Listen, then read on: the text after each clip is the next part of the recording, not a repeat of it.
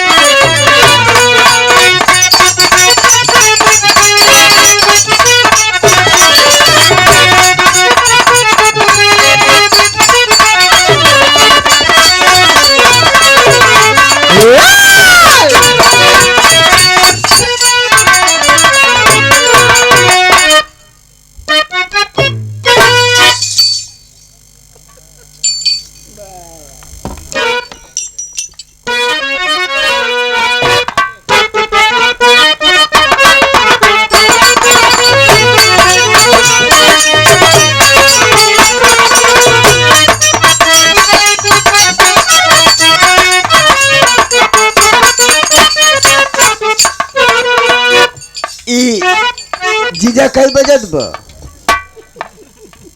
जीजक budget का करबे ई ब्रह्म बेला का वक्त ब्रह्म बेला वक्त एक भक्ति लाइन 2 मिनट के लिए। कब विश्वामित्र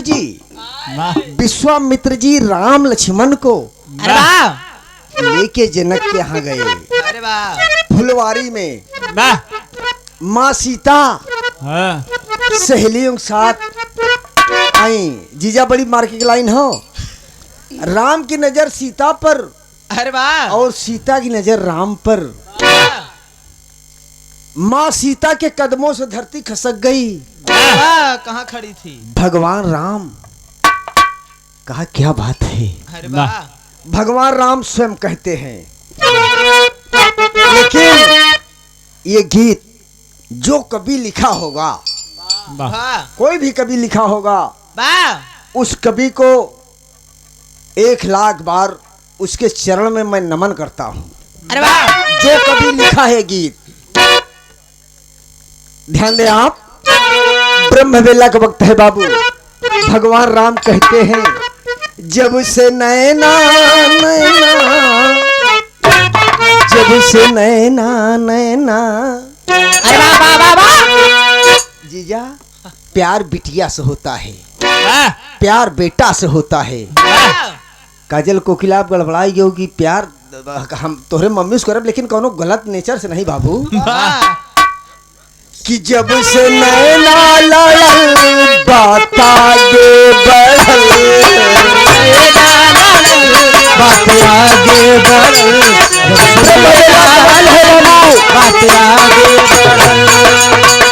रोज अखिया रहेला इंतजार में,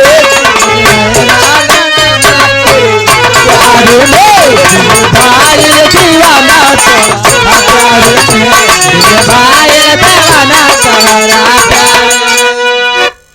राम कहते हैं। राम कैले शुक्रिया हम ओह भगवान से। स्वयं जीजा भगवान राम बाप रे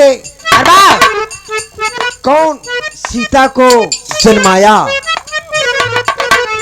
कैले शुक्रिया हम ओह भगवान के। बाबा बनौले कौने मटिया के कैले शुक्रिया हमें ओह भगवान के। तोहके बनौले बारे कौन माटी सान के। कैले शुक्रिया हमें ओह भगवान के। तोहके बनौले बारे कौन माटी सान। देख चंदा ला जाला, देख सूरत सोहा,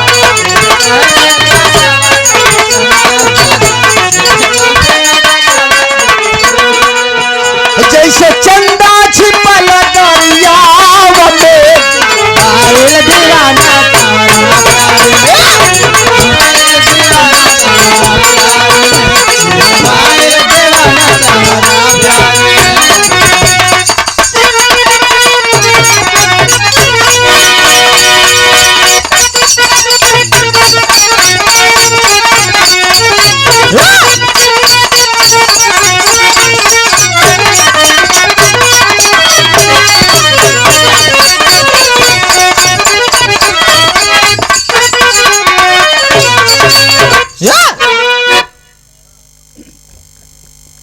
आवा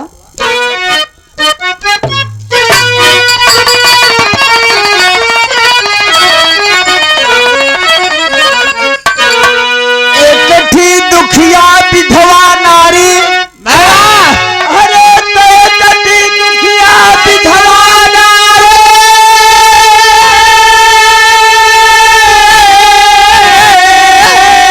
जकरे बेटवा 3000 तीनों में का बेटवा आन्हरवा श्रीमान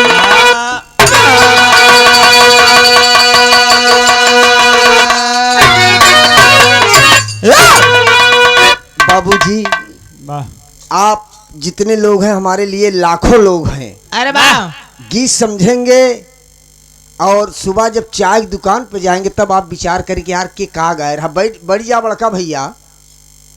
और ये रात बीत गई कभी मुलाकात नहीं होगी बाबू। अरे एक नंबर में जाए दे जीजा जा जल्दी जल्दी आवा। ए भैया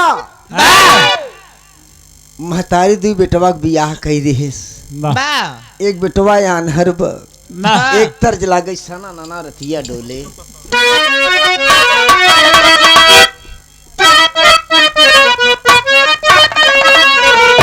बाबूजी जब एक गीत मैं गाता हूँ मुझे इतना कष्ट होता है। ये क्यों कि पूजनी बिरहा सम्राट चाचा राम कैलाश चाचा अपने जगह पर थे। नाना दादा राम आधार अपने जगह पे थे। हमारे भोला उस्ताद दयाराम अपने जगह पे थे। राम कैलाश चाचा कहे भैया वेद पुराण सुना उनका करा लोक गीत सुना हमका करा जीजा। तो राम कैलाश चाचा गामा कैसे बाबू। अरे कहसा नाना नरतिया डोले दुनिया का धोबी 10 रुपया में कपड़ा प्रेस करे राम कैलाश चाचा 50 ली कोना सार एकदम चबाई डाम ऐठा तैठा भैया बारे चाचा राम कैलाश से दुनिया में नहीं न ये सब जनता का आशीर्वाद पहुंचे आपकी आत्मा की शांति पहुंचे बाबू। अरे कहसा नाना नरतिया डोले बहे जब पवनवा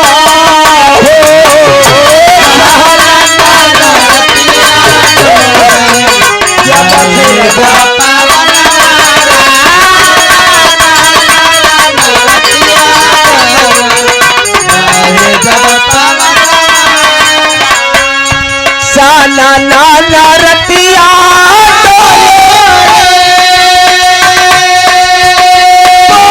जब पवनवा हो।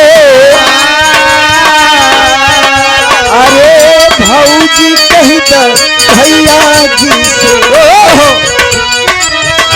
बड़का भैया अगर घरे में दू पतो दू बिटिया यहाँ अगर पतोहू का दर्जा बिटिया जैसे देव्या कभू झगड़ा ही न हुई। देवान जी एक बाप 4 बेटवा खिया सकत लेकिन 4 बेटवा एक बाप का नहीं खिया सकते। और यहो सुन ले है जौन बेटवा माई बाप के सेवा करी वही आगे बढ़ी। अगर माई बाप के मारे बाद तू बेटवा सलाद खाई।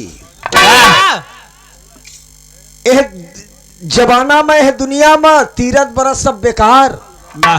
जीजा मुर्गा की पार्टी दारू की पार्टी चाहे 10,000 खर्चा। अरे बाप कह दे बेटवा देते तई हुक्का चुप रहना यार हुक्का तो का लगा है बीड़ी चुप रहा यार। साना नाना रतिया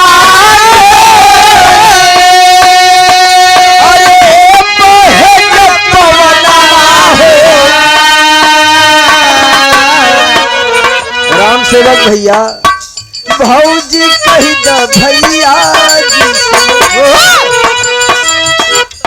काजल कोकिला हम आपको भाभी नहीं बना सके हम राम सेवक कहते ही भौजी कही द भैया जी से दई देथन गवनवा हो।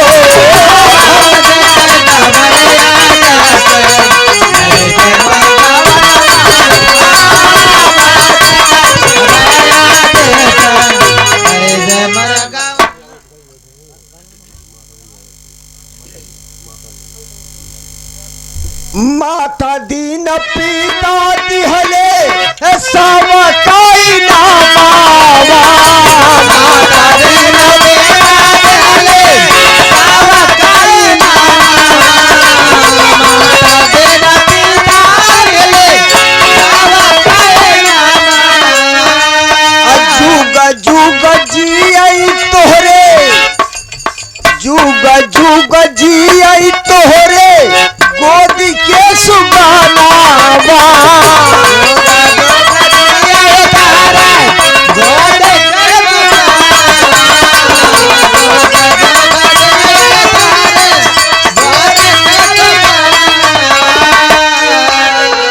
चाचा आप नाती देखा पंथी देखा छंती देखा बेसी बड़ा का है दुनिया में, लेकिन चाचा आप जे बेटवा पाले हा आप बहुत कठिन कढ़ाई कई के इनका पढ़ाया लिखा है जो आज समाज में इतना विकट नाम सम्मान है। पिताजी आप इनके सबके लिए हम आपसे हाथ जोड़ के विनय निवेदन करेंगे कि आप जैसे बाप सब बेटों को मिले।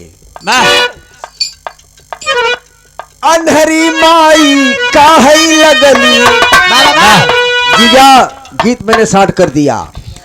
माई देखा काहे लगली बेटा के समाना हो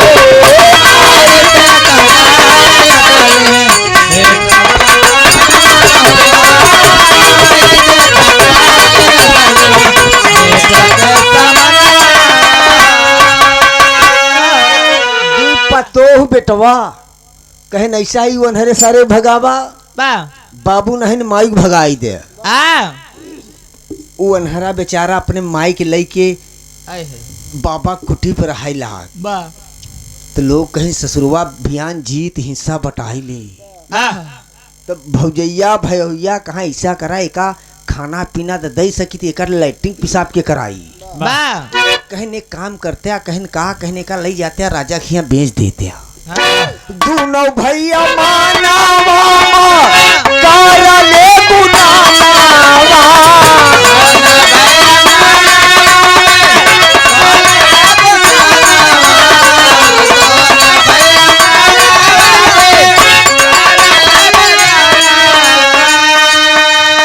चाली के बजारिया चाली के बजारिया लाई लख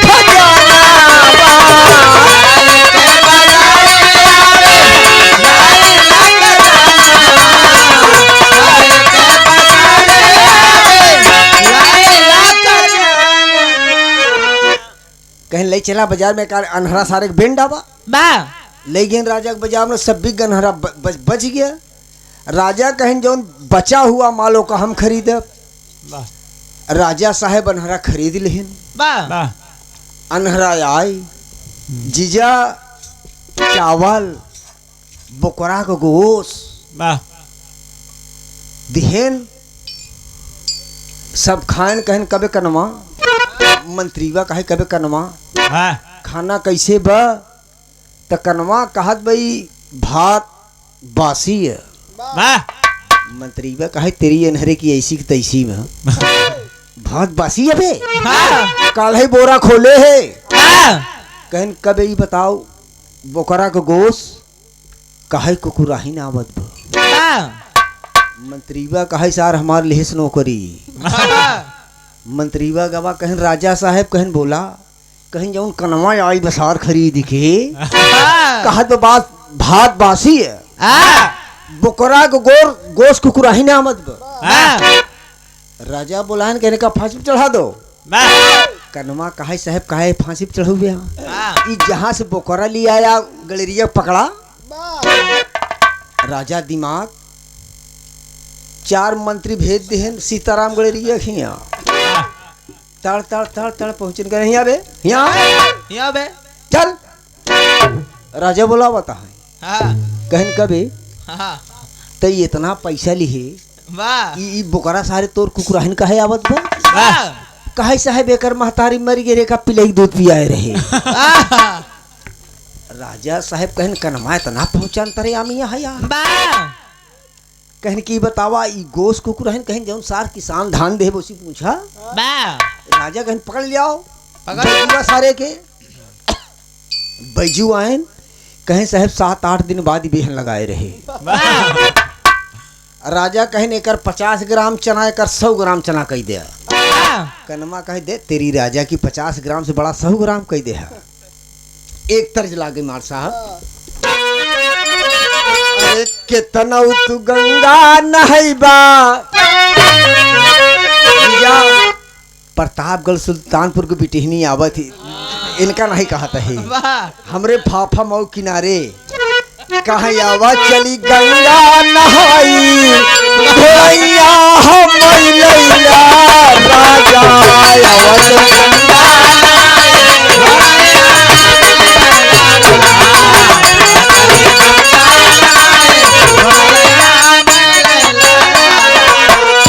कहाँ कितना तू गंगा नहाइबू अरे कितना तू गंगा नहाइबू पतर छैला ना पैबू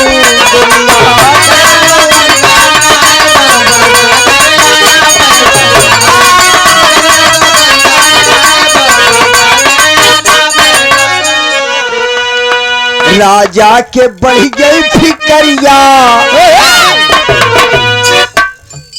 राजा जहाँ जाए कनमा के लिए आए जाए मंत्रीवा कहे सारा महोत्सव करे लाई सार मंत्री जब से अनहराए आई राजा के ऊपर हाथ धरत नहीं न राजा जी सोचते ही दरिया फिकरिया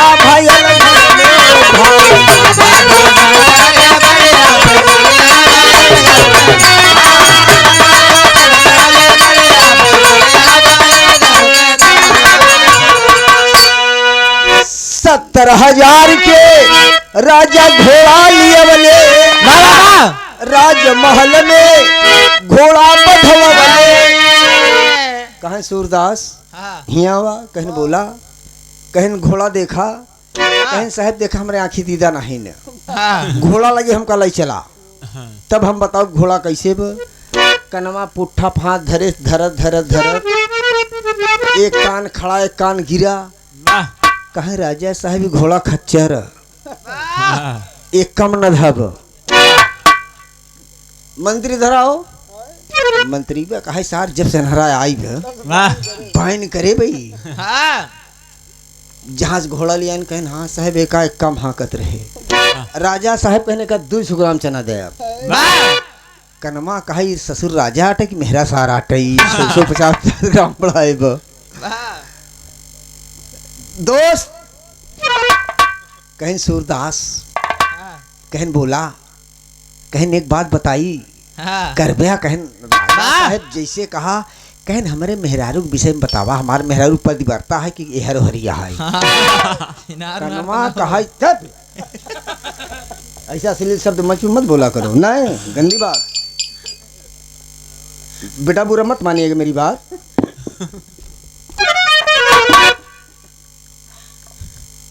तो कनमा कहे साहब फांसी झुलाई दे बया तर्ज लाग गई मार साहब अरे डूब मरबुए राजा जीजा बंगाल देखे है कलकत्ता हुआ मन सेधु सुगना बनाई ली थी रात में सुगना दिन में मन सेधु राम दे काजल कोकिला गई है कब कलकत्ता दिल्ली गई हाँ गई यहाँ भाई कहीं डूब मरबुए दुल्हा जैबा जब पूर्व के देशवा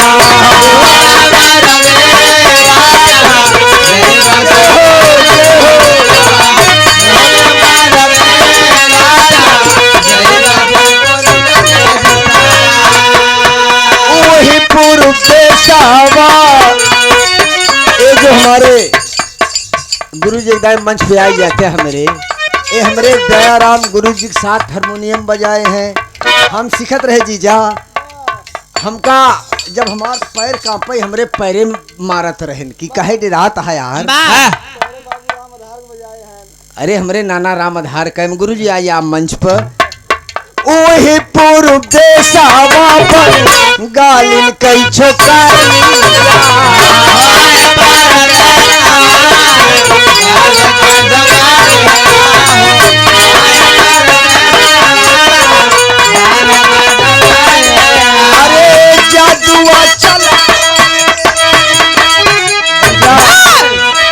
लक्ष्मी सौगन जौन बिरहा सोच के आए गाय नहीं पाए कसम से जहदुआ चलाई ले सुबना बनाई हो कि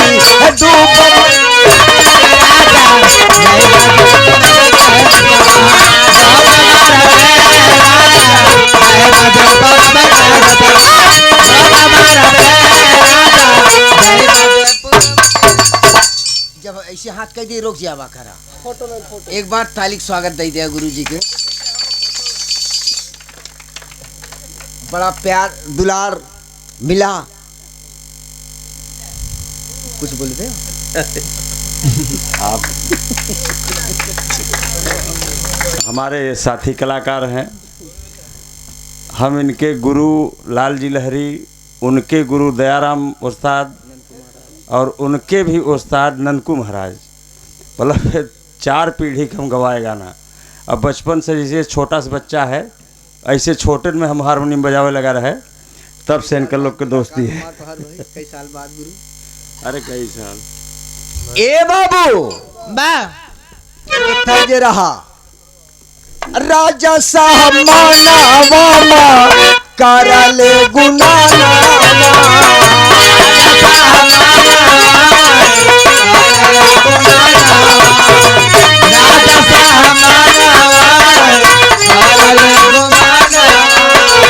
बाती भरता बाटै की नाही मोर जनाना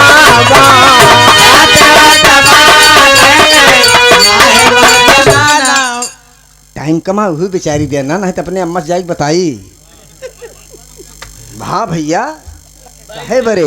ए बाबू कनमा कहा साहेब बताए दे देव तू हमका फांसी पे चढ़ाई देवे कहे न रे सूरदास तो का काल 300 ग्राम चना कह दे तेरी